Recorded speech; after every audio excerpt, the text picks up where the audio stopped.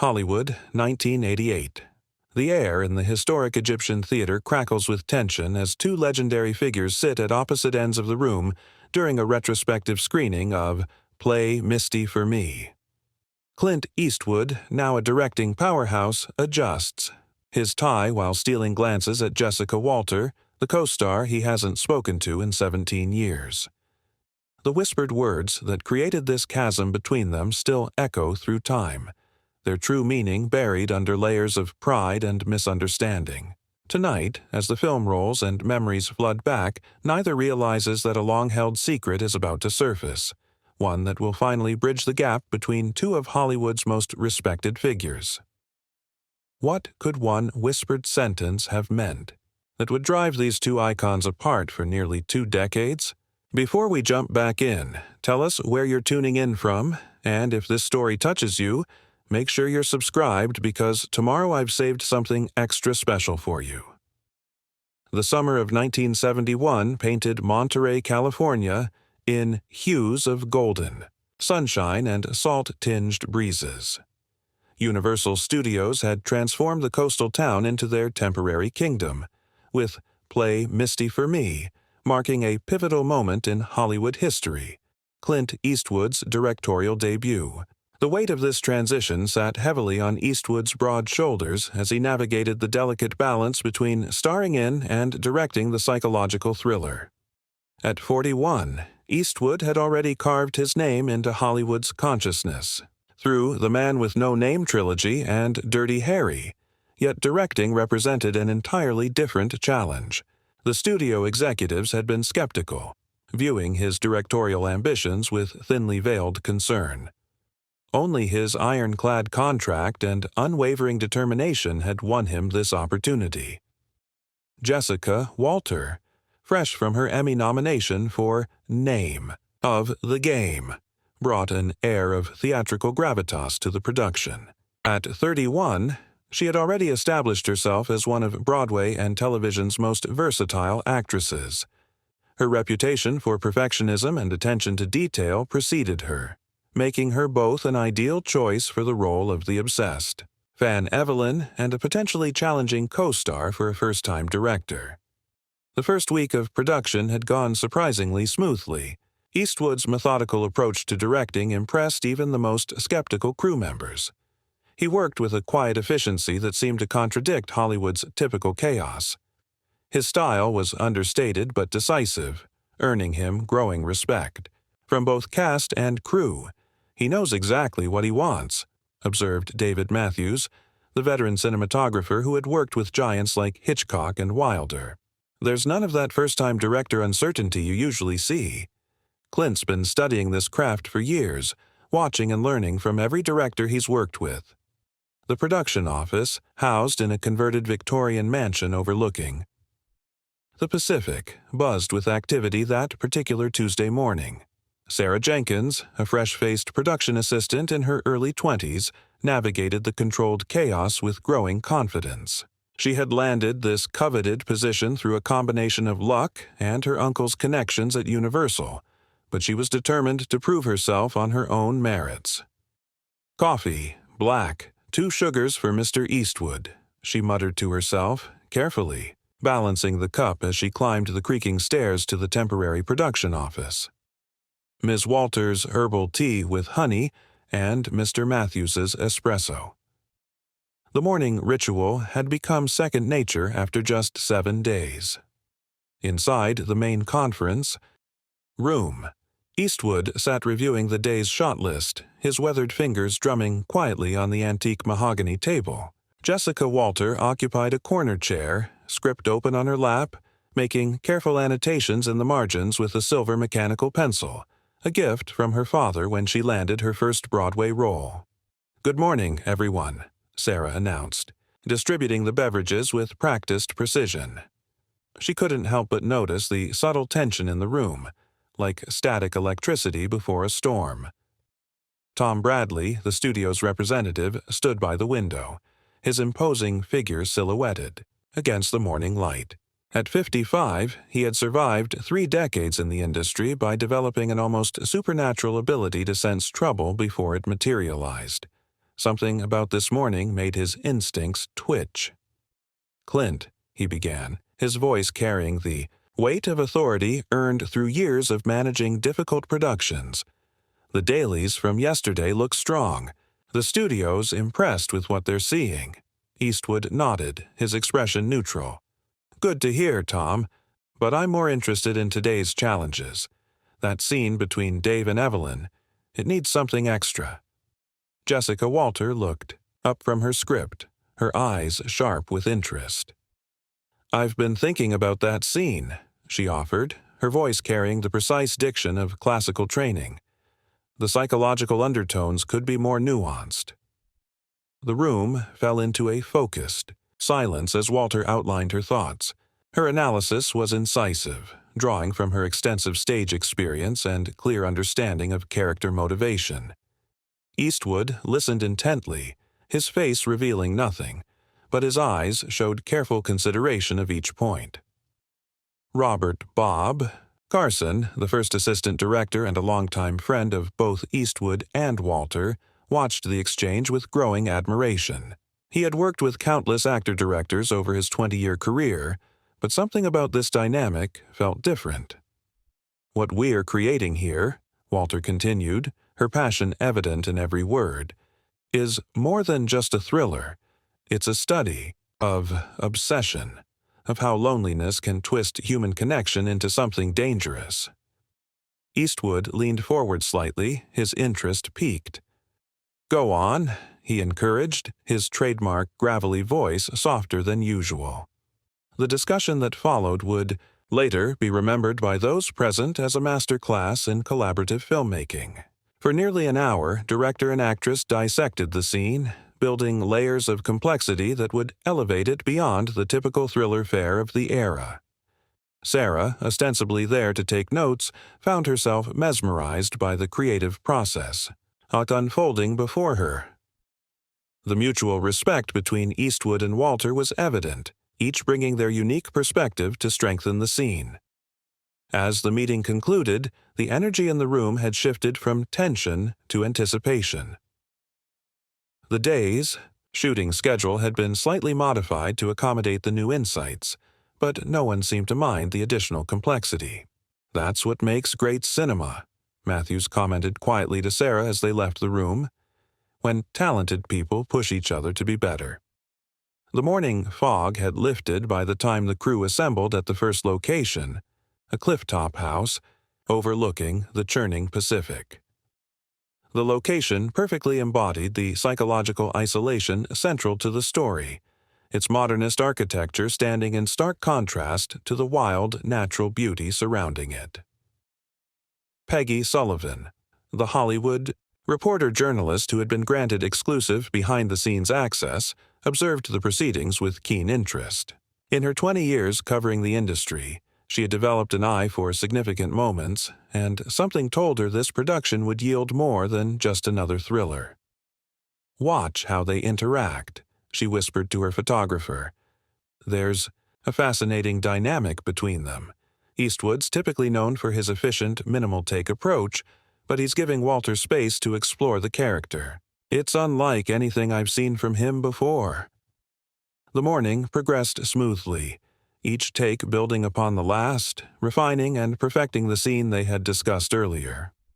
Walter's performance grew increasingly layered, while Eastwood balanced his dual roles with remarkable skill, never letting his directorial responsibilities overshadow his performance as Dave.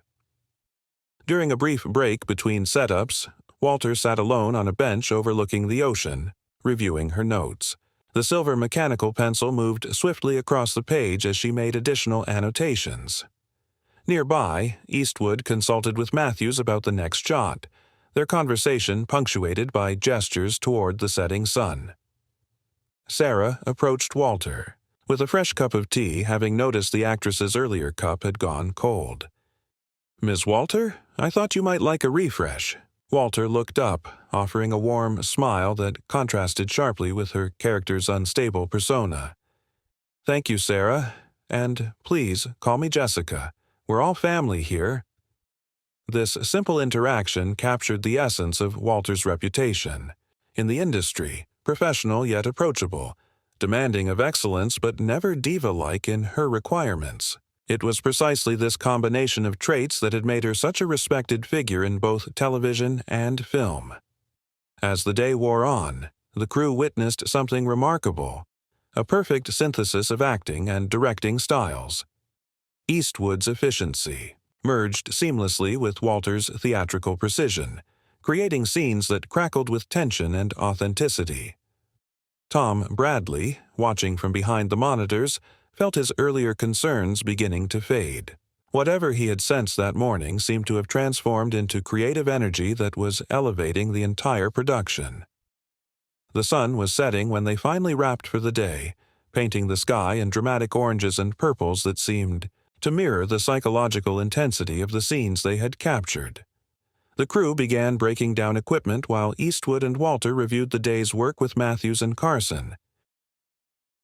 "Tomorrow's going to be challenging," Eastwood remarked, his voice carrying just enough for those nearby to hear. "The confrontation scene needs to hit hard. We need to feel the danger." Walter nodded, already making notes in her script. "I've been working on something for that moment. It's subtle, but I think it could add another layer to Evelyn's instability." Their professional rapport had become something of legend among the crew. Despite their different approaches to the craft, they had found common ground in their commitment to excellence. It was a partnership that promised to deliver something special, something beyond the typical thriller conventions. As the equipment vans were loaded and the day's paperwork was completed, Sarah found herself lingering in the production office, organizing the next day's schedules. Through the open window, she could hear fragments of conversation from the parking lot below. "It's remarkable, really," Matthews was saying to Carson. "I've never seen a first-time director handle both sides of the camera so naturally. And Jessica, she's bringing something special to every scene." "They push each other," Carson replied, "in all the right ways. It's like watching a master class in filmmaking." The evening settled over Monterey, bringing with it a sense of accomplishment and anticipation for what was to come. No one present could have predicted that in less than 24 hours, a single whispered comment would create a rift that would take 17 years to heal. Back at his hotel, Eastwood reviewed the day's footage, making careful notes for tomorrow's scenes.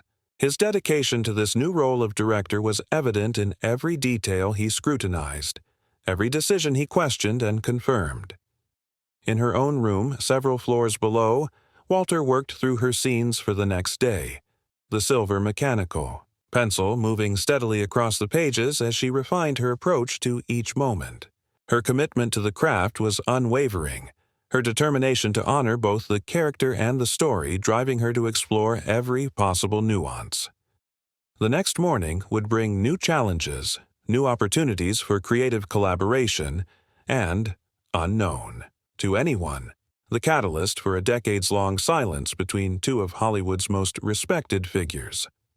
But for now, in the quiet of that Monterey evening, the future remained unwritten, full of possibility and promise. Sarah, making one final check of the next day's schedule, couldn't shake the feeling that she was witnessing something historic. Not just the making of a film, but the convergence of talents and personalities that would leave an indelible mark on Hollywood history.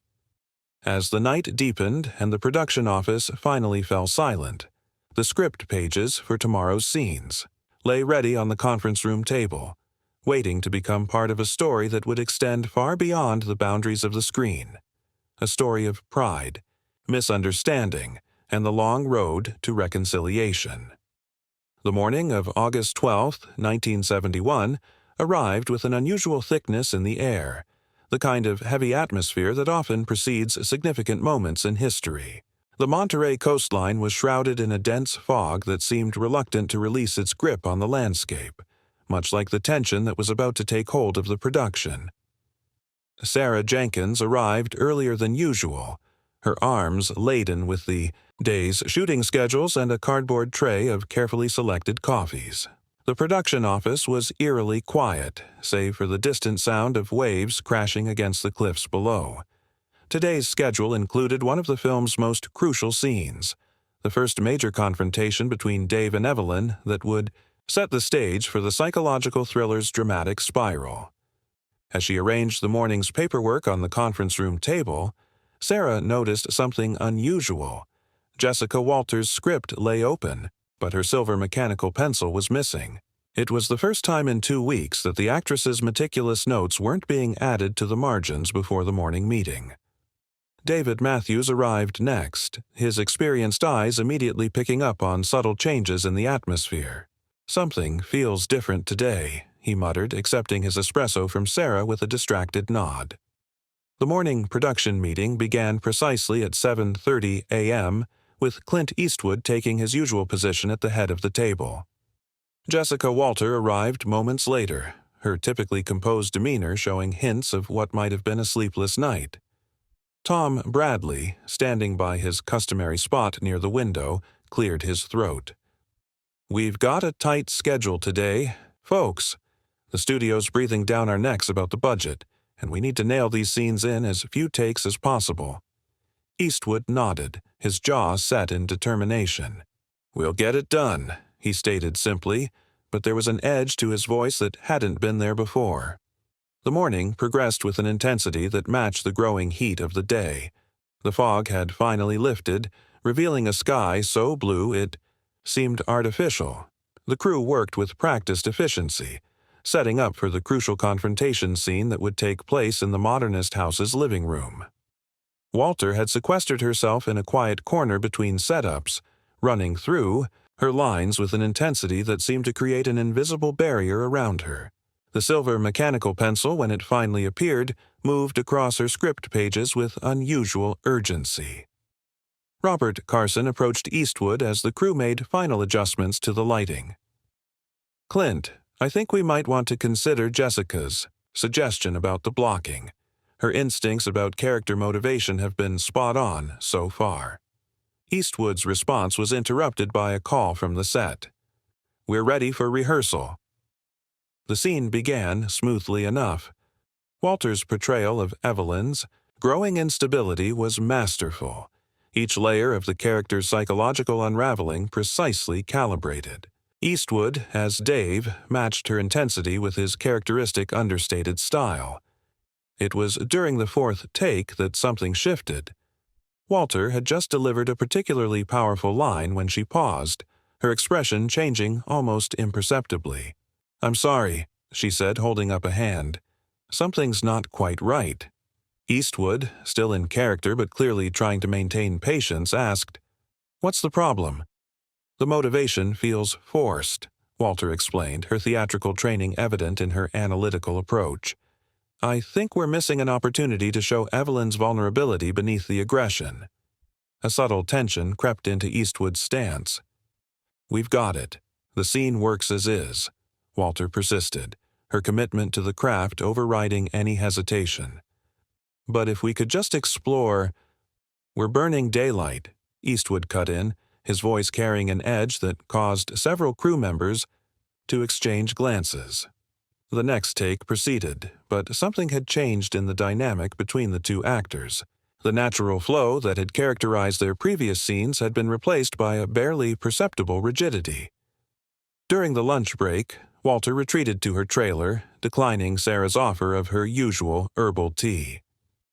Through the trailer's window, Sarah caught a glimpse of the actress in intense discussion with her agent on the phone, the silver mechanical pencil tapping against her script with unusual force. Peggy Sullivan, observing from her designated spot near the monitors, scribbled furiously in her notebook. Her years of experience in Hollywood told her she was witnessing something significant, though she couldn't yet determine exactly what. The afternoon brought new challenges as they moved to film the scene's emotional climax. The tension that had been simmering all morning seemed to have infected the entire set. Even the usually unflappable Matthews appeared concerned as he adjusted his camera angles. It was during a brief pause between takes that it happened, the moment that would echo through Hollywood for the next 17 years. Walter, standing near the kitchen counter that would feature prominently in the scene, leaned close to Carson and whispered something. The words were too quiet for most to hear, but Eastwood, passing behind them on his way to check a monitor, caught fragments of the conversation. His reaction was subtle, a slight stiffening of his shoulders, a barely perceptible clench of his jaw, but to those who knew him well, it spoke volumes. The rest of the day's shooting proceeded with mechanical precision, each take technically perfect but somehow lacking the electric chemistry that had characterized their earlier work. Sarah, delivering updated scripts to the trailers that evening, overheard Matthews speaking quietly to Carson. Whatever was said, it hit him hard. I've never seen Clint so contained. The next morning, the production office felt like a powder keg waiting for a spark. Walter arrived early, her script clutched tightly in one hand, the silver mechanical pencil conspicuously absent. She headed straight for Eastwood's office, but emerged moments later, her expression unreadable. Tom Bradley, witnessing the brief interaction, immediately called the studio. "We might have a situation here," he said into the phone, his voice low and concerned. The following days saw a dramatic shift in the production's atmosphere. Where once there had been collaborative discussions and creative exchanges, now there was only professional courtesy and minimal interaction. Eastwood and Walter performed their scenes with technical perfection, but none of the underlying chemistry that had made their earlier work so compelling. Peggy Sullivan's article, published weeks later in The Hollywood Reporter, would carefully dance around the incident, noting only that creative differences led to some tense moments during the filming. But those who were present knew they had witnessed something more significant, a fracture in what had promised to be one of Hollywood's most interesting creative partnerships. Years later, Sarah Jenkins, who had gone on to become a successful producer herself, would reflect on that day in numerous interviews, though she never revealed the exact words that had been whispered. "It was like watching a glass shatter in slow motion," she would say. "You could see the cracks spreading, but there was nothing anyone could do to stop it." The production continued, professional to the end, but the damage was done. When play, Misty for me. Wrapped several weeks later, Eastwood and Walter attended separate wrap parties. Their paths would not cross again for nearly 2 decades. In the years that followed, both careers flourished independently. Eastwood became one of Hollywood's most respected directors, while Walter continued to deliver powerful performances on stage and screen. But whenever their names appeared in the same conversation, there was always an unspoken question about what had really happened that day in Monterey. Tom Bradley, who remained at Universal until his retirement in 1985, would occasionally bring up the incident during late-night discussions with other industry veterans.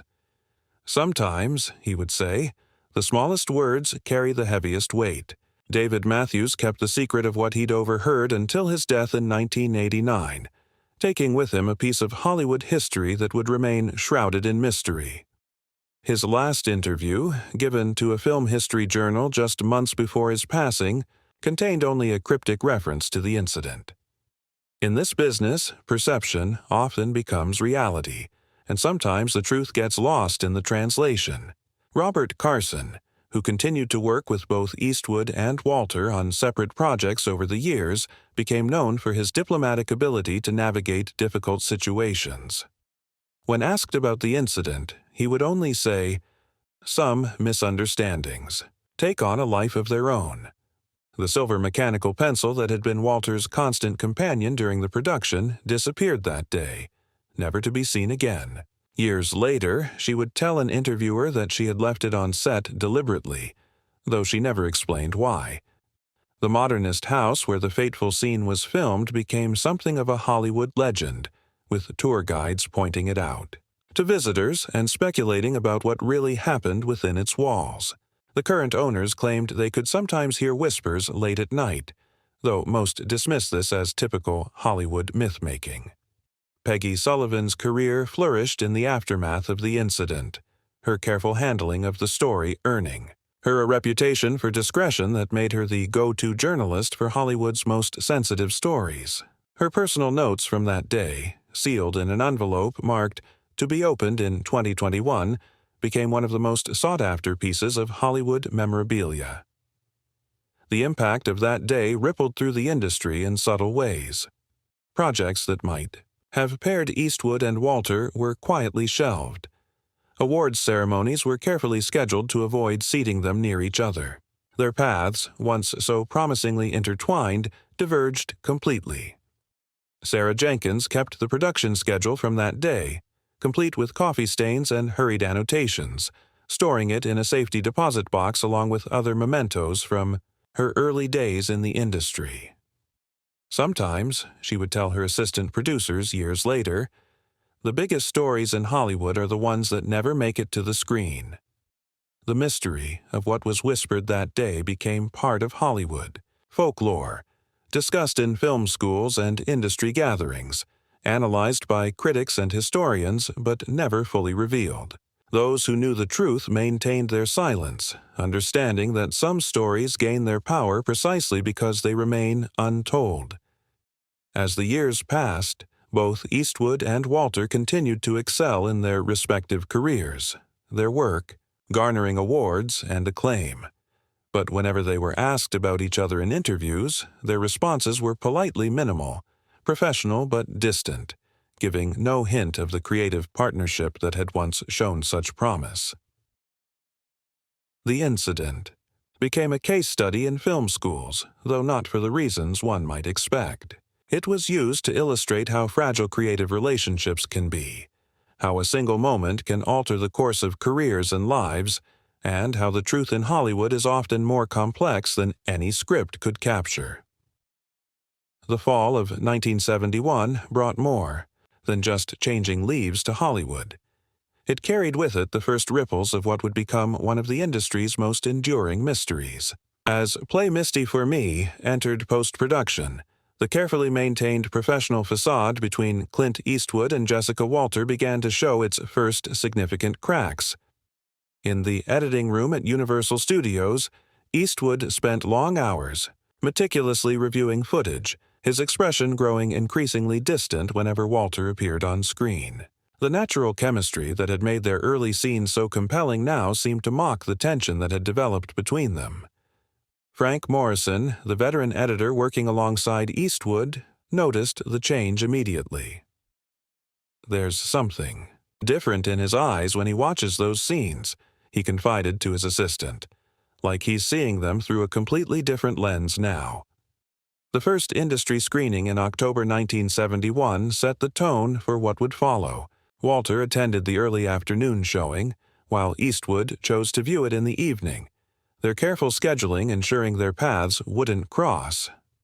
Tom Bradley, still trying to manage the situation, found himself becoming an unwitting choreographer of their separate orbits. "It's like conducting a ballet where the principal dancers must never share the stage," he remarked to his wife over dinner one evening. "And nobody can know there's even a dance happening." The film's premiere in December 1971 became an exercise in careful planning. Sarah Jenkins, who had transitioned to working in Universal's publicity department, found herself part of an elaborate scheduling dance. "Miss Walter will arrive at 7:15, she noted in her planning document. "Mr. Eastwood at 7:45. Their seats are separated by 3 rows and positioned so their sight lines won't cross." The premiere itself went smoothly, though industry observers noted the careful distance maintained between the film's stars. Variety's coverage the next day made subtle reference to the professional courtesy displayed by the leads, a phrase that would become code in Hollywood for relationships that had privately soured. As 1972 dawned, the impact of the rift began to manifest in more concrete ways. Scripts that had been developed with both actors in mind were quietly shelved. Casting directors learned through unofficial channels not to pursue both talents for the same project. Robert Carson, who continued to work as a first assistant director on major productions, found himself becoming an unofficial keeper of the peace. "I had to develop a sixth sense," he later recalled. "Any project that might bring them into each other's orbit had to be carefully managed or avoided altogether." The industry adapted quickly, as it always did, to such situations. Calendar conflicts were manufactured when necessary, scheduling became an art form, and gradually the separation became accepted as just another of Hollywood's unwritten rules. Walters' career continued to flourish, her talent carrying her through prestigious television projects and critically acclaimed films. She approached each role with the same meticulous attention to detail that had characterized her work on Play Misty for Me, though those who worked closely with her noticed she no longer used a silver mechanical pencil for her script annotations. Eastwood's directorial career gained momentum, each new project adding to his growing reputation as a filmmaker of substance. His efficient directing style, once questioned by studio executives, became legendary. But those who had been present during the Play Misty for Me shoot noticed that he never again engaged in the kind of intensive character discussions that had marked his early collaboration with Walter. In 1974, at the Golden Globe Awards, the industry held its collective breath as both Eastwood and Walter were scheduled to attend. The seating chart for that evening, now preserved in the Academy archives, shows multiple revisions as organizers struggled to maintain appropriate distance between the two stars. Peggy Sullivan, covering the event for The Hollywood Reporter, noted the careful choreography in her private journal. Watch them navigate the room like planets in separate orbits, never crossing paths yet somehow aware of each other's presence. It's a master class in Hollywood diplomacy. The years that followed saw both careers continue to evolve. Eastwood's directorial style became more assured with each project, while Walter's performances garnered increasing critical acclaim. Yet the shadow of their unspoken conflict colored every achievement, adding an unspoken footnote to their successes. Sarah Jenkins, by now rising through the ranks at Universal, kept a careful eye on projects that might accidentally bring the two stars together. It became part of my job, she later wrote in her memoir, to watch for potential collisions and prevent them before they could occur. The mystery of what had been whispered that day in Monterey grew with each passing year. Film students began to include it in their thesis papers, industry veterans speculated about it over drinks at Musso and Frank, and entertainment journalists learned to approach the subject with careful circumspection. David Matthews, who had witnessed the original incident, found himself increasingly sought after for insights. His standard response became almost poetic in its ambiguity. Some moments in film history are better left in soft focus. The truth isn't always as interesting as the mystery. By 1975, the separation had become so well established that it began to influence broader industry practices. Production schedules were checked not just for direct conflicts but for potential proximity. Awards show producers developed elaborate timing systems to ensure the two stars never had to share the same stage or red carpet. Tom Bradley, approaching retirement, took on an unofficial role as historian of the incident. His office at Universal became a repository for what he called his separation files, carefully maintained records of how the industry had adapted to keep these two talents apart. The impact extended beyond just Eastwood and Walter. Other actors and directors learned from the situation, becoming more careful about their own on-set interactions. The incident, without ever being fully understood, had become a cautionary tale about the fragility of professional relationships. In Hollywood, Robert Carson, who continued to work with both stars separately, developed what he called his diplomatic toolkit, a set of strategies for managing similar situations. The industry learned from this, he observed. Sometimes the biggest lessons come from the quietest conflicts. As the 1970s progressed, the separation became more than just a practical consideration. It evolved into something almost mythological. Young actors studied it as an example of professional conduct under difficult circumstances. Studio executives used it as a case study in talent management. The silver mechanical pencil that Walter had abandoned became something of a talisman in industry circles. Rumors circulated about its whereabouts, with some claiming it had been preserved by a crew member as a piece of Hollywood history. In 1977, a near miss at the Academy Awards provided another reminder of the careful management required. Both Eastwood and Walter were scheduled to present awards, leading to what one stage manager called the most complicated timing chart I've ever created. The incident's influence could be seen in subtle ways throughout the industry. Scripts began to include notes about potential casting conflicts. Production schedules were developed with built-in buffers to prevent unexpected encounters. Even publicity tours were carefully coordinated to avoid overlap. Sarah Jenkins, by now a production executive, found herself teaching younger colleagues about what she called the Monterey Protocol, the unwritten rules that had developed around keeping certain talents separate. It's not just about scheduling, she would explain. It's about understanding the complex dynamics that drive this industry. The mystery deepened with each passing year, gaining layers of speculation and interpretation. Film historians began to include it in their studies of Hollywood's golden age, while industry veterans used it as an example of how unspoken rules governed the entertainment world. By the end of the decade, the separation had become so complete that younger industry professionals often didn't realize it was being actively maintained. It had become part of the natural order of things, as much a part of Hollywood as the famous sign overlooking the city.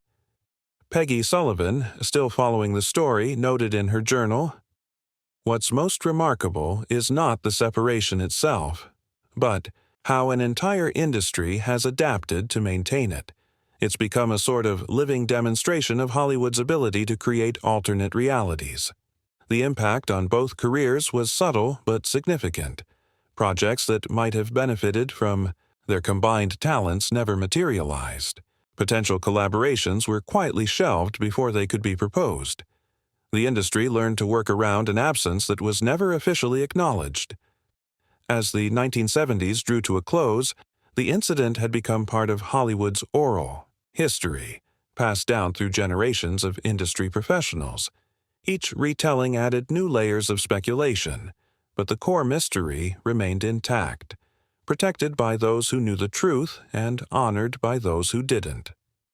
The separation had become more than just a practical consideration. It was now part of the industry's institutional memory, a reminder of how personal dynamics could shape professional landscapes in unexpected ways. The dawn of the 1980s brought seismic changes to Hollywood, but amid the industry's evolution, one constant remained: the carefully maintained distance between Clint Eastwood and Jessica Walter. As both careers reached new heights, the complexity of keeping them separate grew proportionally. January 1980 marked a particularly challenging moment when both stars were nominated for Golden Globes. The ceremony's longtime producer, Martin Blake, found himself facing an unprecedented logistical puzzle. "It's not just about seating arrangements anymore," he confided to his assistant during planning meetings. "We're dealing with camera angles, presentation timing, even the path to the restrooms has to be considered." The situation had evolved beyond simple scheduling conflicts into what industry insiders now called the Parallel Universe Protocol.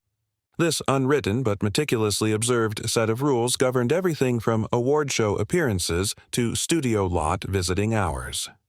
Sarah Jenkins, now a senior executive at Universal, had developed an entire department dedicated to what she euphemistically called talent logistics. Her team maintained detailed calendars and movement patterns for both stars, ensuring their professional orbits never intersected. It's like conducting a complex dance where the dancers must never see each other, yet both must believe they're the only one dancing, she explained during a private industry seminar in 1981. The impact of their separation had begun to influence industry practices in unexpected ways. Studio scheduling software now included special algorithms to detect potential conflicts. Award show producers developed elaborate timing systems that would have impressed military strategists. Tom Bradley, though retired, continued to consult on particularly complex situations. His expertise in managing the separation had made him one of Hollywood's most valued behind-the-scenes advisors. "What fascinates me," he noted in his private journals, "is how this situation has forced the industry to develop new ways of operating. We've created systems within systems, all to maintain a distance that nobody officially acknowledges exists." The mystery of the original incident had only grown with time. Film historians and industry analysts had developed entire theories about what might have been whispered that day in Monterey. Some claimed it was a criticism of Eastwood's directing style. Others suggested it was a comment about his acting. The truth remained known only to a select few who maintained their silence with remarkable dedication. David Matthews, one of the few remaining witnesses to the original incident, found himself increasingly sought after by industry researchers and documentarians. His standard response became almost poetic. "Some mysteries are meant to remain mysteries. They serve us better that way." By 1982, both Eastwood and Walter had established themselves as powerhouses in their respective spheres. Eastwood's directorial career was soaring, while Walter's performances continued to garner critical acclaim. Their success made the task of keeping them separate increasingly challenging. Robert Carson, still active in the industry, had developed what he called his separation radar, an almost supernatural ability to detect potential crossing points before they occurred. "It's not just about physical separation anymore," he observed. "It's about managing energy, about understanding how influence flows through this industry." The situation had begun to take on almost mythological proportions within Hollywood. Young. Producers studied it as a case study in talent management. Studio executives used it as an example of how to handle delicate situations without public drama. Peggy Sullivan, whose career had flourished partly due to her careful handling of the story, noted in her private papers, "What's remarkable is not just the separation itself, but how it's become a template for handling similar situations. It's changed how Hollywood deals with conflict." The impact extended beyond just scheduling and logistics. Scripts began to be written with built-in flexibility, allowing for easy recasting if potential conflicts arose. Production companies developed sophisticated systems for tracking talent movements and relationships. The silver mechanical pencil that Walter had abandoned that fateful day had become something of an industry legend. Rumors circulated about its whereabouts, with some claiming it had been preserved in a private collection as a piece of Hollywood history. By 1984, the separation had become so institutionalized that newer industry professionals often didn't realize it was being actively maintained. It had become part of Hollywood's natural order, as fundamental as the daily call sheets and production meetings. Sarah Jenkins' department had grown into what some called Hollywood's diplomatic corps. Her team managed not just the Eastwood-Walter situation, but had begun applying their expertise to other potentially volatile talent combinations. "What we've learned," she explained in a confidential memo, "is that prevention is always better than damage control. We're not just keeping people apart, we're creating spaces where everyone can succeed without conflict." The mystery continued to fascinate new generations of industry professionals. Film schools began including it in their curriculum, not just as a historical curiosity, but as a practical lesson in industry dynamics. Tom Bradley's Separation Files had grown into an extensive archive, documenting not just the mechanics of keeping two stars apart, but the evolution of an entire industry practice. "We've created something unprecedented," he noted in his final interview, "a system that works so well, most people don't even know it exists." The mid-1980s brought new challenges as both stars' careers continued to evolve. Eastwood's directing style had matured, earning him increasing critical respect, while Walter's performances were being celebrated for their depth and nuance. The 1985 Academy Awards presented a particular challenge when both were scheduled to present awards. The show's producer later described it as the most complex choreography I've ever attempted outside of an actual dance number. The industry had learned to work around the separation so effectively that it had become almost invisible to outsiders. Press coverage never mentioned it directly. Awards shows managed it seamlessly, and studio schedules accommodated it without apparent effort. Robert Carson, reflecting on the situation during a private industry dinner, observed, "What's remarkable is not just that we've maintained this separation for so long, but that we've turned it into an art form. It's become a masterclass in professional discretion." The impact on both careers was subtle but significant. Projects that might have benefited from their combined talents never materialized. Potential collaborations were quietly shelved before they could be proposed. The industry had learned to work around an absence that was never officially acknowledged. By 1986, the separation had become so complete that it had developed its own terminology. Industry professionals spoke of parallel tracking and orbital management when discussing similar situations with other talents. Sarah Jenkins' department had developed such expertise in managing complex talent relationships that other studios began consulting them on similar situations. "We've turned necessity into innovation," she noted in her department's annual review. The mystery of what had been whispered that day in Monterey had become part of Hollywood folklore, studied and analyzed but never fully revealed. Those who knew the truth maintained their silence with remarkable consistency. As the decade progressed, the separation became more than just a practical consideration. It was now part of Hollywood's institutional memory, a reminder of how personal dynamics could shape professional landscapes in unexpected ways. The impact extended beyond just the two stars involved. The industry had learned valuable lessons about conflict management, professional discretion, and the importance of maintaining dignity in difficult situations. By 1987, the systems developed to manage the separation had become so sophisticated that they were being studied by other industries as examples of conflict management and organizational behavior.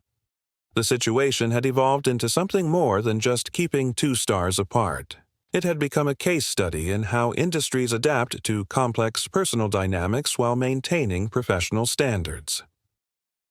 Late summer 1988. The Egyptian Theater in Hollywood was preparing for a special retrospective screening of Play Misty for Me. The event, organized to celebrate significant films of the 1970s, was about to become the setting for an unexpected revelation that would shake Hollywood's foundations. Sarah Jenkins, now a powerful industry executive, stood in the theater's ornate lobby reviewing the evening's carefully crafted seating chart one final time. 17 years of maintaining the industry's most famous unspoken separation had made her cautious to the point of paranoia. "Ms. Walters' car will arrive at 7:15 from the west entrance," she murmured to her assistant. "Mr. Eastwood's at 7:45 from the east. Standard protocol." But fate, as it often does in Hollywood, had other plans. A sudden summer storm, rare for Los Angeles, disrupted the carefully orchestrated arrival schedule. Traffic snarled. Timing collapsed. And for the first time in nearly 2 decades, control slipped away from those who had maintained the separation for so long. David Matthews, now in his 80s but still sharp as ever, was the first to notice something was wrong. Standing near the theater's side entrance, he watched Jessica Walters' car arrive simultaneously with Clint Eastwood's, a scenario that 17 years of careful planning had successfully prevented until now. "Oh, dear God," Matthews whispered, reaching for his phone to alert Sarah. But before he could dial, something extraordinary happened. Robert Carson, who had been chatting with Eastwood near the entrance, suddenly froze mid-sentence. His eyes widened as he noticed something in Walters' hand as she emerged from her car, a familiar silver mechanical pencil, the same pencil she had allegedly abandoned on that fateful day in 1971. But it wasn't just any pencil.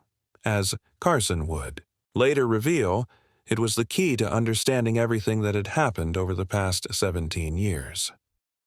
"Wait," Carson called out, his voice carrying across the lobby with unexpected urgency. There's something you both need to know."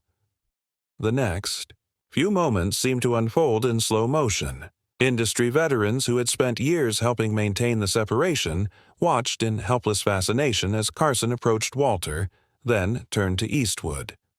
"That pencil," Carson said, pointing to the silver implement in Walter's hand. "It's not the original, is it?" Walter, caught off guard, looked down at the pencil she'd been carrying. "No," she admitted quietly. "The original was lost that day in Monterey. This is a replacement I bought years later." Eastwood, who had been maintaining his characteristic stoic expression, showed the first crack in his facade. "Lost?" he asked, speaking directly to Walter for the first time in 17 years. Carson took a deep breath. "I think it's time you both knew what really happened that day." The lobby of the Egyptian theater fell silent as Carson revealed a truth that had been buried for nearly 2 decades.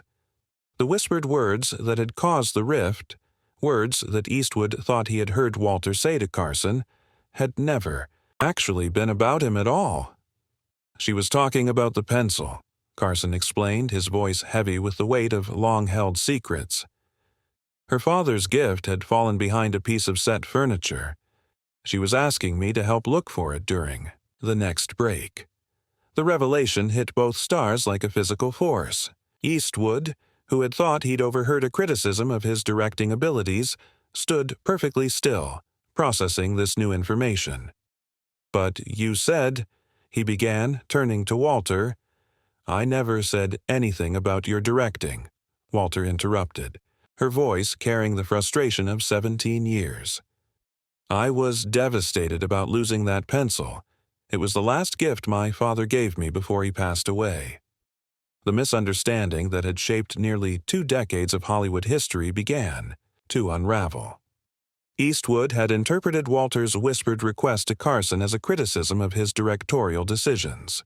The industry, sensing tension but never knowing its source, had created elaborate systems to manage a conflict that was based entirely on a misheard conversation about a lost pencil.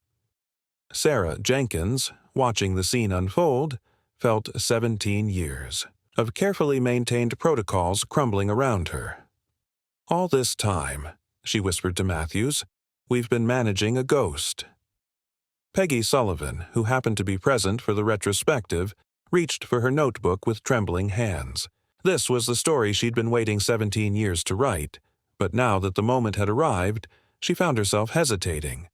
The truth, as it turned out, was both simpler and more complex than anyone had imagined.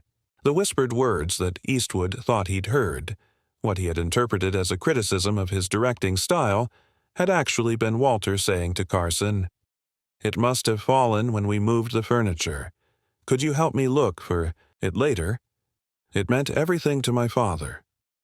The storm outside the Egyptian theater intensified, its dramatic thunderclaps providing an appropriate backdrop to the unfolding revelation. Industry veterans who had spent years maintaining the separation stood in stunned silence as the truth emerged. Tom Bradley, who had been invited to the retrospective as an honored guest, sat down heavily in a nearby chair. "All these years," he muttered, "all the protocols, the scheduling, the careful management, all because of a misheard conversation about a lost pencil." The impact of the revelation rippled through the assembled crowd. Studio executives who had developed complex scheduling systems, awards show producers who had created elaborate seating charts, and countless others who had been part of maintaining the separation tried to process this new reality. Walter, still holding her replacement pencil, took a step toward Eastwood. "I never understood why you became so distant after that day," she said softly. "I thought, perhaps, the pressure of directing had changed you." Eastwood's response was characteristic in its directness. "I thought I'd heard you questioning my abilities as a director. It hit harder than I expected." The irony of the situation wasn't lost on anyone present. 2 of Hollywood's most respected talents had spent 17 years avoiding each other because of a misunderstanding about a lost pencil, a misunderstanding that had grown into an industry-wide system of separation and protocol. David Matthews, who had carried the weight of this secret for so long, finally spoke up. "I saw the pencil fall," he admitted. "It slipped behind the set piece during that intense scene. I meant to mention it, but then everything changed so quickly." The revelation continued to unfold, layer by layer. Carson explained how he had tried to find the right moment to clarify the misunderstanding, but the separation had become so immediate and so complete that opportunities never presented themselves. The industry adapted so quickly, he explained, creating these elaborate systems to keep you apart. After a while, it seemed impossible to bridge the gap. Sarah Jenkins, still holding her now obsolete seating chart, found herself laughing softly at the absurdity of it all. "We created an entire department," she said, "developed protocols, trained staff, all to manage a misunderstanding about a lost pencil." The impact of the revelation extended beyond just Eastwood and Walter. The systems and protocols developed to maintain their separation had influenced how Hollywood handled countless other situations. An entire infrastructure of conflict management had grown from this single misunderstanding. Peggy Sullivan, who had spent years carefully dancing around the subject in her articles, finally began to write. Her hand moved quickly across her notebook, capturing the moment when one of Hollywood's most enduring mysteries finally unraveled. The storm outside began to ease, as if nature itself was acknowledging the resolution of this long-standing tension. Inside the Egyptian theater, decades of careful separation began to dissolve in the face of this simple truth. "I suppose," Eastwood said with the hint of a smile, "we should actually watch this film together. It's been a while." Walter nodded, emotion evident in her voice. 17 years too long. As the assembled crowd began moving into the theater, the impact of the revelation continued to resonate. Studio executives whispered about the implications for their carefully maintained protocols. Award show producers mentally revised decades of scheduling procedures. But perhaps most significantly, two of Hollywood's most respected talents finally had the opportunity to view their work together, free from the weight of a misunderstanding that had shaped nearly 2 decades of industry history. The silver mechanical pencil that had started it all, the original, not Walter's replacement, was never found. But its disappearance had created a butterfly effect that transformed how an entire industry handled conflict and separation. As the lights dimmed in the Egyptian theater, Sarah Jenkins made a final note in her planner. End of separation protocols. 8:15 p.m., August 15, 1988. As the screening began, the atmosphere in the Egyptian theater crackled with a different kind of energy. Industry veterans who had spent years maintaining the separation found themselves watching not just the film, but the two stars who had been kept apart for so long. Tom Bradley leaned over to Sarah Jenkins and whispered, "Look at their faces. They're seeing it all differently now." Indeed, both Eastwood and Walter seemed to be viewing their work through new eyes. Every scene carried additional weight, each interaction loaded with the understanding of what had been lost to a simple misunderstanding. During a particularly intense scene, Walter unconsciously gripped her replacement pencil tighter. Eastwood, noticing the gesture, finally understood the depth of what had been lost that day. Not just a precious memento, but years of potential collaboration and friendship. After the screening, in the theater's private lounge, the conversation that should have happened 17 years ago finally began to unfold. "I remember every detail of that day," Walter said, sitting across from Eastwood. "The scene wasn't working quite right, and I was distracted because I couldn't find the pencil. My father had given it to me when I landed my first Broadway role. He said, 'Use this to write your way to the stars.'" Eastwood listened intently, his characteristic stoicism softened by understanding. "I thought I heard you telling Carson that my direction was leading us nowhere, that I was lost in the scene." Carson, who had joined them in the lounge, shook his head. She said, "It must be somewhere in this scene. We can't leave until we find it." The irony of the misheard words hung heavy in the air. A conversation about a lost pencil had been interpreted as a criticism of directorial ability, leading to a separation that had shaped industry practices for nearly 2 decades. Peggy Sullivan, granted exclusive access to this private conversation, wrote furiously in her notebook. This wasn't just the resolution of a Hollywood mystery. It was a story about how small misunderstandings could create ripples that affected an entire industry. The protocols we developed, Sarah Jenkins explained to the group, became the foundation for how Hollywood handles talent conflicts. We created systems, procedures, entire departments dedicated to maintaining separations and managing potential conflicts. David Matthews, who had been quietly observing, added his perspective. "What fascinates me is how this misunderstanding led to actual innovation in the industry. The scheduling software we use today, the conflict management systems, they all evolved from our efforts to keep you two apart." The revelation had broader implications for Hollywood's future. Studio executives present at the screening were already discussing how this would affect their established protocols. Award show producers huddled in corners, debating the impact on their carefully crafted seating arrangements. "It's almost poetic," Robert Carson observed, "how a lost pencil created such an elaborate dance. We've been choreographing an intricate ballet around a misheard whisper." As the evening progressed, more details of the 17-year separation emerged. Staff members who had been involved in maintaining the protocol shared their stories. Award show producers revealed the complex systems they had developed. Studio executives admitted to the projects they had shelved to avoid potential conflicts. "Remember the '82 Academy Awards?" one producer asked. "We actually rebuilt part of the backstage area to create separate paths to the presenter's podium." Walter smiled ruefully. "All because I was looking for my father's last gift." The impact of the revelation extended beyond just the personal reconciliation between two talents. It forced the industry to reconsider how it handled conflicts and separations. The elaborate systems that had been developed might have been built on a misunderstanding, but they had proven effective in managing other situations. "Perhaps," Tom Bradley suggested, "the legacy of this misunderstanding is the framework it created for handling genuine conflicts. We built something valuable, even if it was founded on a mistake." Sarah Jenkins nodded in agreement. "The protocols we developed have helped manage dozens of other potentially volatile situations.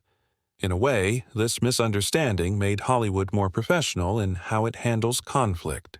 As midnight approached, the conversation turned to the future. The industry had spent 17 years keeping Eastwood and Walter apart.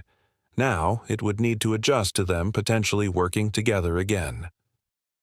"There's a script," one executive ventured carefully, "that we've had in development hell for years. We always thought it would be perfect for both of you, but..." The possibility of collaboration hung in the air like a tangible thing. 17 years of separate orbits had created 2 distinct artistic trajectories. The potential of those paths finally intersecting sparked immediate interest among the industry professionals present. Peggy Sullivan, still taking notes, recognized the historical significance of the moment. This wasn't just the end of a separation. It was the beginning of possibilities that had been denied for nearly 2 decades. The storm that had disrupted the carefully planned arrivals had fully passed now, leaving behind a cleared sky and fresh air. It seemed metaphorically appropriate, nature itself acknowledging the clearing of long-held misconceptions. "We should do something," Walter suggested, "to mark this moment. Something to acknowledge both the misunderstanding and its resolution." Eastwood considered this for a moment before responding. "Maybe it's time to tell the story of what really happened. Not just the misunderstanding, but how it changed the industry." The idea resonated with those present. The story of the lost pencil and its industry-wide impact would make a compelling narrative, one that could teach valuable lessons about assumption, communication, and the unexpected ways that misunderstandings can shape professional relationships. Sarah Jenkins, already thinking like a producer, began making notes. "It's not just about the separation," she mused.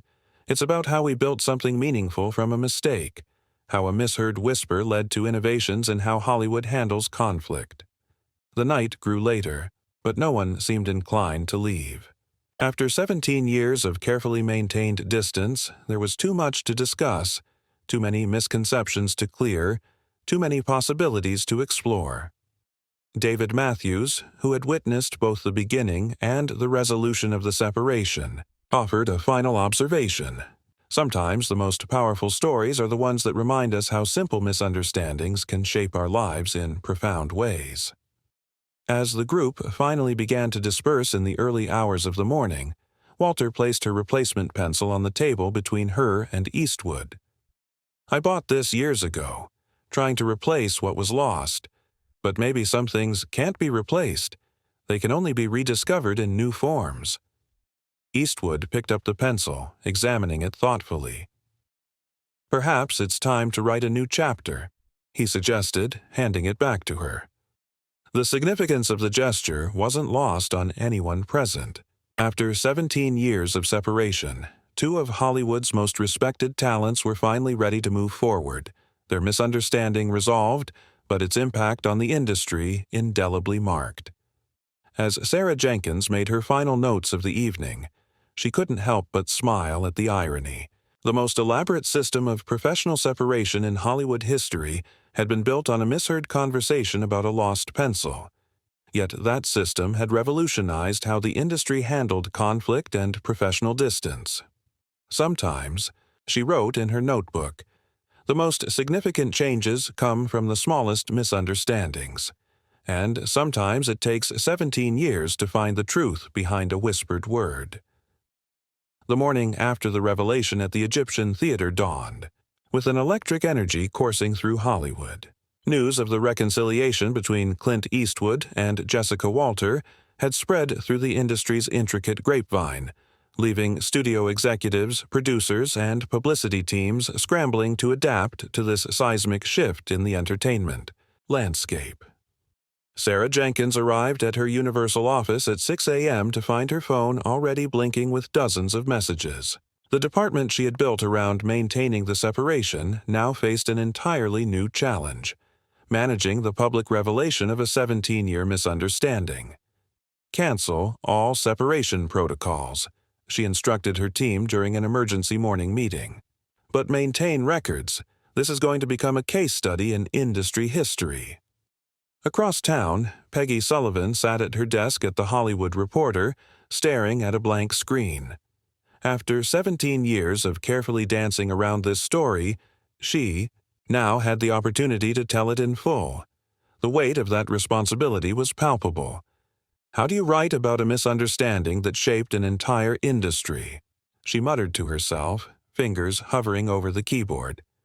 Meanwhile, at the Beverly Hills Hotel, Robert Carson was hosting a breakfast meeting with both Eastwood and Walter, their first public appearance together in nearly 2 decades. The restaurant's staff had been sworn to secrecy, but the energy in the room was impossible to contain. "We need to handle this carefully," Carson advised, watching as other diners tried to discreetly observe the historic reunion. "This isn't just your story anymore. It's become part of Hollywood's fabric." Walter nodded, unconsciously turning her replacement pencil between her fingers. "The industry built entire systems around keeping us apart. How do we unravel that without causing chaos?" Eastwood, characteristically direct, responded, "We tell the truth, all of it. The misunderstanding, the separation, everything." Tom Bradley, who had joined them for breakfast, leaned forward. "There's more at stake here than just your reconciliation. The protocols we developed have become standard practice for managing industry conflicts. We need to preserve what works while acknowledging its unusual origins." The conversation was interrupted by an urgent call from the Academy of Motion Picture, Arts and Sciences. The president wanted to organize a special event, a public reconciliation that would allow the industry to acknowledge and learn from this unique chapter in its history. "They're suggesting a symposium," Carson reported, hanging up the phone. "A discussion about how this misunderstanding led to innovations in industry practices." The idea quickly gained momentum. By noon, what had started as a simple reconciliation was evolving into a major industry event. Studios began reviewing their archives, looking for documentation of how the separation protocols had developed and evolved. Sarah Jenkins' department became the central clearinghouse for this information. Her team worked tirelessly to compile 17 years of records, procedures, and innovations that had grown from the original misunderstanding. "Look at this," she told her assistant, holding up a document from 1975. "We actually developed new software to manage talent conflicts because of their situation. It's still being used today." David Matthews, despite his advanced age, found himself drawn back into the story.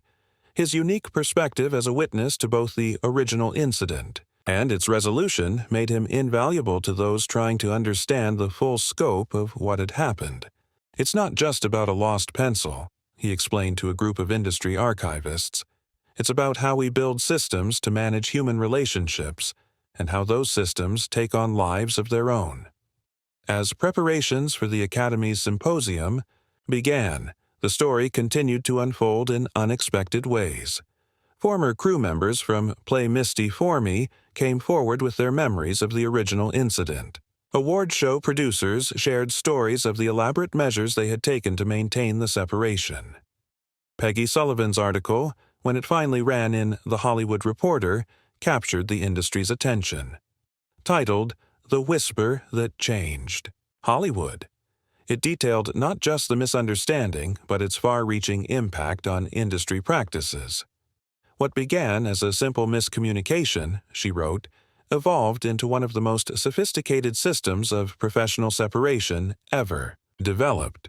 In trying to keep two talents apart, Hollywood inadvertently created new standards for handling conflict and managing professional relationships." The article sparked immediate response. Other publications began investigating their own angles on the story. Industry veterans came forward with their experiences of working within the separation protocols. Film schools requested access to documentation for use in their curriculum. Walter found herself overwhelmed by the attention. "I never imagined my father's gift would lead to all this," she confided to Carson during a quiet moment. "A silver pencil that changed how an entire industry operates." Eastwood, too, was processing the magnitude of what their misunderstanding had created. "We built walls," he observed during a private conversation with Bradley, "but in building them, we also built bridges for others to use." As the date for the Academy Symposium approached, tension began to build. This wouldn't be just another industry event. It would be a public acknowledgement of how a simple misunderstanding had transformed Hollywood's professional practices. Sarah Jenkins worked closely with the Academy to structure the event. "We need to balance the personal story with its professional impact," she insisted during planning meetings. "This isn't just about reconciliation. It's about understanding how industries adapt to human dynamics." The symposium was scheduled for exactly 1 month after the revelation at the Egyptian Theater. The Academy chose its Samuel Goldwyn Theater for the event, recognizing the historical significance of what would be discussed. Invitations were carefully crafted, emphasizing both the personal and professional aspects of the story. "Join us," they read, "for an exploration of how a whispered word transformed an industry's approach to professional relationships." As RSVPs began flooding in, it became clear that this event would be unlike anything Hollywood had seen before. Studio executives, producers, directors, and stars all wanted to be part of this unique moment in industry history. The preparation took on an almost ceremonial quality.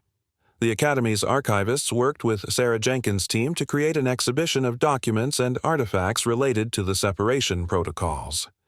Everything from scheduling software to seating charts would be displayed, telling the story of how a misunderstanding had led to innovation. "It's remarkable," one archivist noted, "how much documentation exists for something that was never officially acknowledged." The media attention grew as the symposium date approached. Industry publications ran retrospectives on both Eastwood and Walter's careers, examining how the separation had influenced their professional choices. Film historians began reanalyzing their collaborations on Play Misty for Me, in light of what they now knew about its aftermath. Walter spent hours reviewing her own records from that period, including journals she had kept during the filming. "I wrote about losing the pencil," she told Carson, showing him the entry. "But I never mentioned Clint's change in behavior. It happened so gradually, I didn't connect the two events." Eastwood, meanwhile, found himself reflecting on how the misunderstanding had influenced his directing style. "I became more efficient," he admitted during a pre-symposium interview, less inclined to discuss character motivation at length. "Maybe that was a reaction to what I thought I'd heard." The industry's response to the upcoming symposium reflected the story's deeper implications. Studios began reviewing their own conflict, management protocols, recognizing that systems built on misunderstanding might need reevaluation. "We've been maintaining these separations without always knowing why," one studio executive commented. "Maybe it's time to question some of our assumptions." As the day of the symposium drew closer, the anticipation continued to build. The event had grown beyond its original scope, becoming a moment for the industry to examine its own practices and assumptions. Sarah Jenkins, reviewing the final preparations, realized they were about to witness something unprecedented, an industry acknowledging how a simple misunderstanding had led to significant professional innovation. "Sometimes," she noted in her final planning document, "our mistakes create systems that serve purposes we never intended. The question now is, how do we move forward with this new understanding?" The Samuel Goldwyn Theater hummed with anticipation. It's on the evening of September 15, 1988. The Academy's grand venue, typically reserved for Oscar screenings and major industry events, was about to host what many were already calling Hollywood's Night of Truth. Sarah Jenkins stood in the theater's elegant lobby, watching as the industry's most powerful figures arrived. Her team had spent weeks preparing for this moment, transforming the space into both a historical exhibition and a forum for reconciliation. "Everything in place?" Tom Bradley asked, approaching her with barely concealed nervousness. "As ready as we'll ever be," she replied, checking her watch. Clint and Jessica arrived separately. One last time. The exhibition in the lobby told the story through artifacts. The original Play Misty for Me shooting schedule, marked with precise timing to maintain separation. Award show seating charts spanning 17 years. Even the software code developed to prevent scheduling conflicts. Peggy Sullivan arrived early, notebook in hand, determined to capture every detail of this historic evening. "The industry's never seen anything quite like this," she remarked to David Matthews, who had been given a place of honor in the front row. At precisely 7:00 p.m., Jessica Walter arrived, elegant in midnight blue, carrying both her replacement pencil and a small leather case that sparked immediate curiosity among the assembled guests. 15 minutes later, Clint Eastwood made his entrance, his characteristic intensity softened by what appeared to be anticipation. The Academy's president opened the evening with measured words. "Tonight, we examine how a misunderstanding transformed our industry's approach to professional relationships. But more importantly, we witness the power of truth to heal what time and silence have hidden." The first hour was dedicated to the exhibition, allowing guests to understand the scope of what the separation had created. Studio executives marveled at the sophisticated systems their teams had developed, while younger industry members expressed amazement at the complexity of maintaining such a long-term separation. "Look at this," one producer whispered, pointing to a document. They actually redesigned the Governor's Ball layout in 1980 just to maintain proper distance. At 8 p.m., the formal program began. The audience settled into their seats as Robert Carson took the stage to moderate the discussion. Behind him, a screen displayed photos from the Play Misty for Me set, including one that would prove crucial. Later in the evening, "We're here tonight," Carson began, "to understand how a whispered conversation about a lost pencil created one of Hollywood's most sophisticated professional protocols. The story unfolded through multiple perspectives. Sarah Jenkins explained how her department had evolved to manage the separation. Tom Bradley described the early days of implementing the protocols. David Matthews shared his unique perspective, as a witness to both the beginning and end of the misunderstanding. Then came the moment everyone had been waiting for. Clint Eastwood and Jessica Walter took the stage together, their first public appearance as collaborators in 17 years. Walter spoke first, her voice clear and strong. "For 17 years, I carried the weight of a lost pencil, my father's last gift. What I never knew was that its disappearance had created a wall between us that would take nearly 2 decades to break down." Eastwood nodded, adding, "And I carried the weight of words I thought I'd heard, words that were never actually spoken. We built an entire system of separation on a foundation of misunderstanding." The audience sat in rapt attention as they recounted their individual experiences of the separation. Walter described the confusion of watching a collaborative relationship suddenly turn cold. Eastwood admitted to the pride that had prevented him from seeking clarification. Then Walter opened the leather case she had brought with her. "Last night," she said, her voice trembling slightly, "I received a call from an unexpected source." From the case, she withdrew a silver mechanical pencil, not her replacement, but the original, its surface dulled by years of storage. A collective gasp went through the audience. "One of our set decorators found it," Walter explained, "when they were striking the set that final day in 1971. He kept it all these years, not knowing its significance until he read Peggy's article last week." Eastwood stared at the pencil, the physical manifestation of their misunderstanding finally present on stage. "May I?" he asked, reaching for it. Walter handed it to him, and for a moment the theater was completely silent as Eastwood examined the object that had inadvertently shaped 17 years of Hollywood history. "Your father's gift," he said finally, returning it to her. "The words you whispered to Bob weren't about my directing at all. You were just trying to find this. And in losing it," Walter added, "we lost something else. Years of potential collaboration, friendship, creative partnership." The impact of this moment wasn't lost on anyone present. Here was the physical proof of how simple misunderstandings could create complex consequences. Sarah Jenkins, watching from the wings, felt tears in her eyes. The protocols she had spent years maintaining were being dismantled not with anger or regret, but with understanding and reconciliation. The evening took an unexpected turn when Eastwood made an announcement. "Jessica and I have been talking," he said, "about the script that was shelved 17 years ago because of our separation." Walter smiled, continuing the thought, "We think it's time to dust it off, not just as a film project, but as a symbol of moving forward." The announcement sent a ripple of excitement through the audience.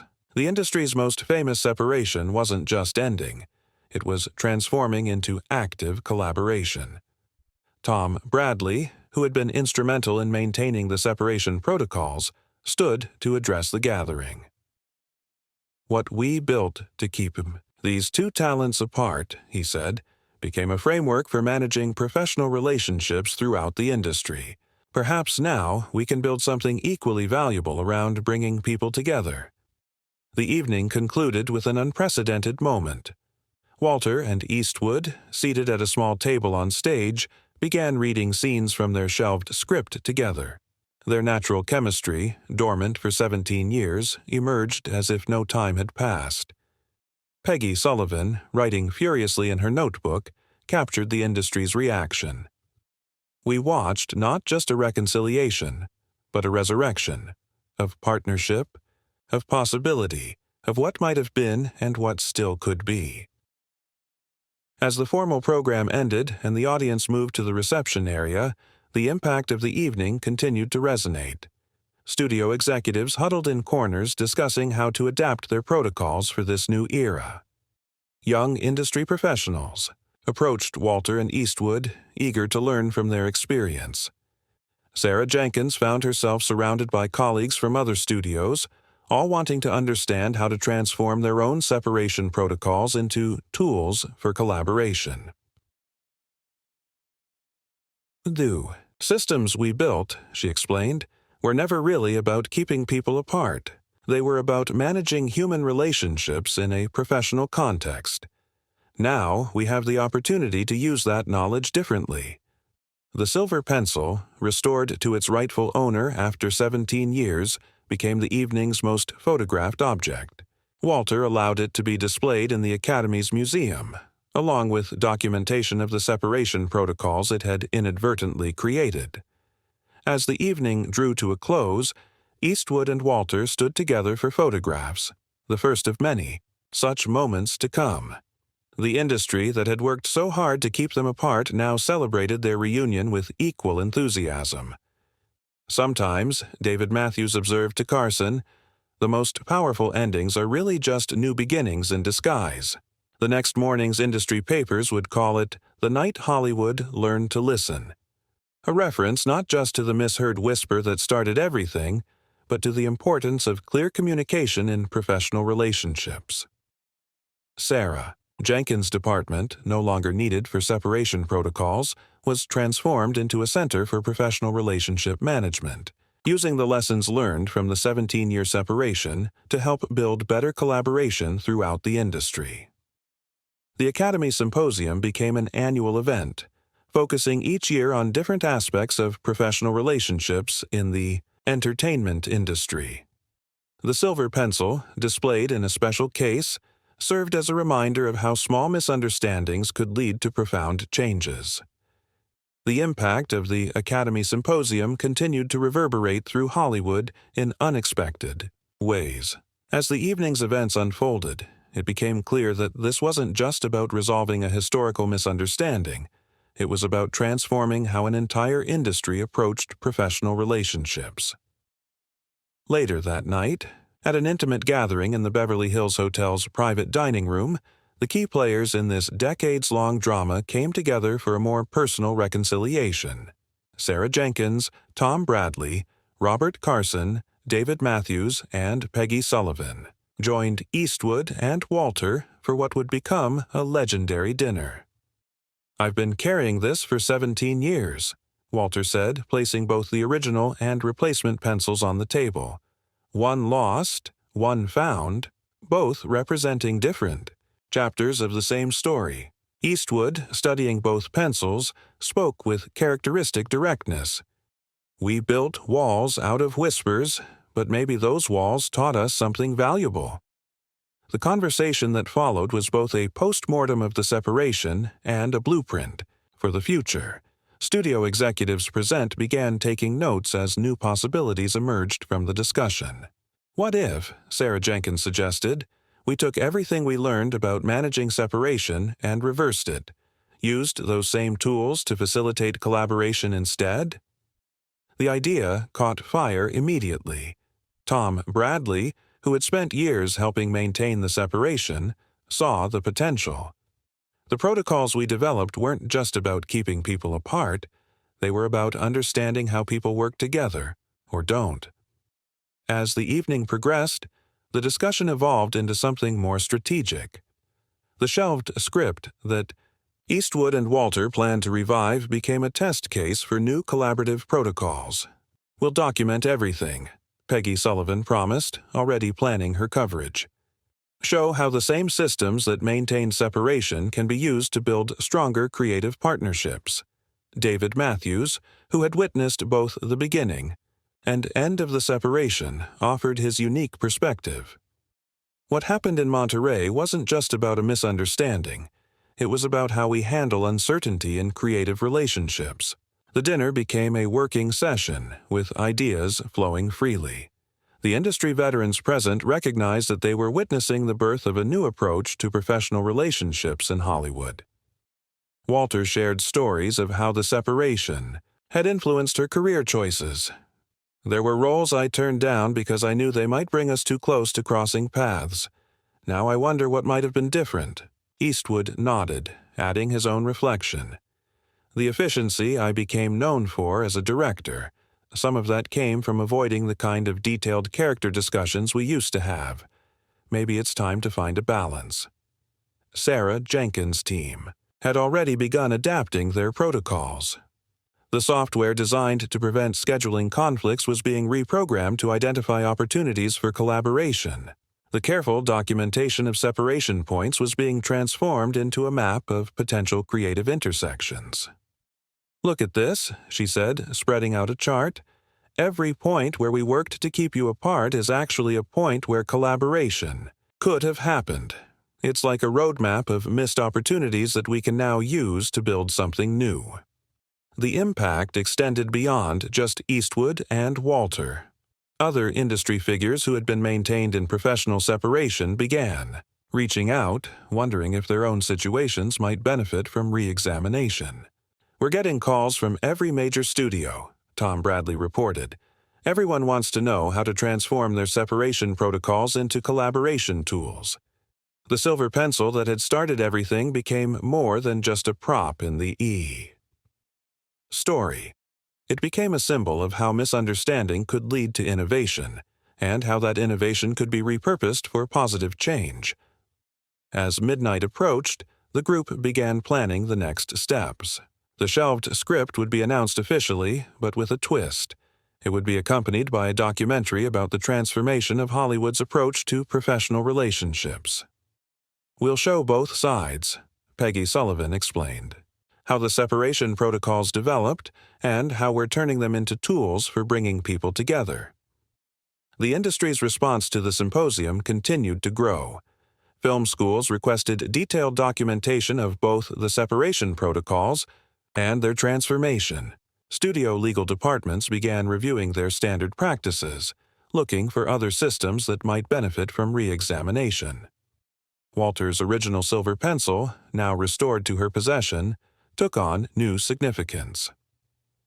"My father always said, 'This pencil would write my way to the stars,'" she recalled. "He never could have imagined it would write its way into Hollywood history." The next morning, as news of the symposium dominated industry headlines, Sarah Jenkins arrived at her office, to find it transformed. The walls once covered in separation protocols now displayed flowcharts of collaborative possibilities. "We're not just ending a separation," she told her team during their morning meeting. "We're building a new framework for understanding how creative relationships work." The impact on Hollywood's professional culture was immediate and profound. The same attention to detail that had gone into maintaining separations was now being applied to building bridges. The sophisticated scheduling systems were being reprogrammed to facilitate collaboration rather than prevent it. David Matthews, observing these changes, offered a final insight. "Sometimes the tools we build to keep people apart are exactly what we need to bring them together. We just have to learn to use them differently." The story of the silver pencil and its impact on Hollywood became more than just an industry legend. It became a case study in how misunderstanding could lead to innovation, and how that innovation could be transformed into something positive. The day after the symposium drew to a close, Eastwood and Walter met again, this time to begin work on their long-delayed collaboration. The silver pencil sat between them on the table, no longer a symbol of separation, but a reminder of the power of reconciliation and transformation. "Ready to write a new chapter?" Eastwood asked. Walter picked up the pencil, its silver surface catching the light. "I think we've been writing it all along. We just didn't know it." 1 year later, September 1989. The premiere of Whispered Truth, the collaborative project between Clint Eastwood and Jessica Walter, transformed Hollywood's Chinese theater into a celebration not just of a film, but of an industry's evolution. The red carpet buzzed with an energy unlike any premiere before it. Industry veterans who had helped maintain the 17-year separation now watched as their elaborate protocols were officially retired, replaced by new systems designed to foster collaboration. Sarah Jenkins, now heading Universal's newly created Creative Relationships Department, stood near the theater entrance watching the arrival of guests with quiet satisfaction.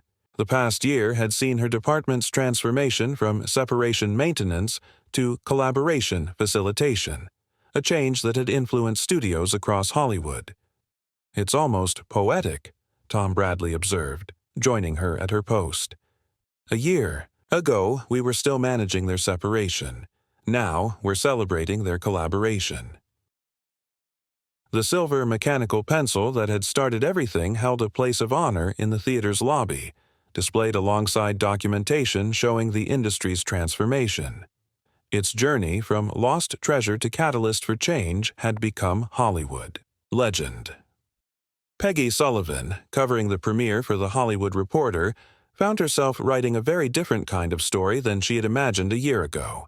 "Hollywood's greatest misunderstanding," she typed into her laptop, "has led to its most significant transformation in professional relationships." The film itself was something special, a psychological thriller that incorporated elements of their own story, though transformed through the lens of fiction. Critics would later call it a masterclass in turning personal history into universal truth. As the guests took their seats, Robert Carson, who had helped shepherd the project through its development, reflected on the changes he'd witnessed. "A year ago, we were still maintaining walls. Now we're building bridges." The premiere marked more than just the debut of a film. It represented the culmination of a year-long transformation in how Hollywood approached professional relationships. The sophisticated systems once used to keep talents apart had been repurposed to foster creative partnerships. David Matthews, attending what he knew might be his last Hollywood premiere, smiled as he watched Eastwood and Walter arrive together, their professional chemistry now restored and enhanced by their shared experience. "Sometimes," he mused to Carson, "the longest way around turns out to be the shortest way home." The film's opening sequence paid subtle homage to their history, a silver pencil falling behind a piece of furniture, leading to a series of misunderstandings that would shape the characters' lives. But, unlike their real story, the film's characters discovered the truth much sooner. During the after-party at the Beverly Hills Hotel, Walter raised a toast that captured the evening's significance. To lost pencils and found truths, to walls that became bridges, and to an industry that learned to listen. Eastwood, typically reserved in such moments, added his own perspective. "Sometimes the best stories are the ones we live without realizing we're living them." The impact of their reconciliation and subsequent collaboration had rippled through Hollywood in unexpected ways. Other long-standing industry separations had been reevaluated. Professional relationships, once thought irreparably damaged, had found new paths to reconciliation. Sarah Jenkins' department had become a model for other studios, her transformed protocols adopted industry-wide. The software originally designed to maintain separation had been completely reprogrammed, its new purpose to identify opportunities for creative collaboration. "We didn't just change procedures," she explained to a group of studio executives. "We changed how we think about professional relationships in this industry." The story of the silver pencil had become required reading in film schools, not just as a historical curiosity, but as a case study in how industries can transform themselves through the recognition and correction of misunderstandings. Tom Bradley, approaching his final years in the industry, found satisfaction in how things had evolved. "We built something valuable from a mistake," he observed. "Then we built something even more valuable from correcting it." The original separation protocols, now preserved in the Academy's archives, served as a reminder of how complex systems could grow from simple misunderstandings. But alongside them sat the new collaboration frameworks, showing how those same systems could be transformed for positive change. Peggy Sullivan's comprehensive coverage of the transformation had earned her a Pulitzer nomination. The story wasn't just about a lost pencil or a misheard whisper, she wrote in her final piece. It was about an industry learning to recognize that its strength lies not in managing separation, but in fostering connection. The film's success in both critical and commercial terms proved that the audience could sense the authentic reconciliation behind its creation. Reviews particularly noted the natural chemistry between Eastwood and Walter, made more powerful by their known history. As the year drew to a close, the impact of their story continued to resonate. Other industries began studying Hollywood's transformation, looking for lessons they could apply to their own professional relationship management. The silver pencil, now permanently housed in a special display at the Academy Museum, drew visitors from around the world. Its simple presence reminded everyone who saw it that the smallest objects could sometimes catalyze the most significant changes. Walter kept her replacement pencil, using it to annotate new scripts. It reminds me, she would tell young actors, that sometimes what we think we've lost just needs to be seen from a different perspective. Eastwood's directing style, while still efficient, had evolved to incorporate more of the collaborative approach that had marked his early work with Walter. We learned something in that 17-year separation, he noted during a director's symposium. Sometimes efficiency needs to make room for understanding. Sarah Jenkins' department continued to evolve, developing new ways to facilitate creative partnerships. The sophisticated systems once used to maintain separation now helped identify potential collaborations before anyone even thought to look for them. The real legacy, she told her team, isn't just in how we transformed our protocols. It's in how we transformed our understanding of what's possible in professional relationships. The industry's annual calendar, once carefully structured to maintain certain separations, had been rebuilt around opportunities for collaboration.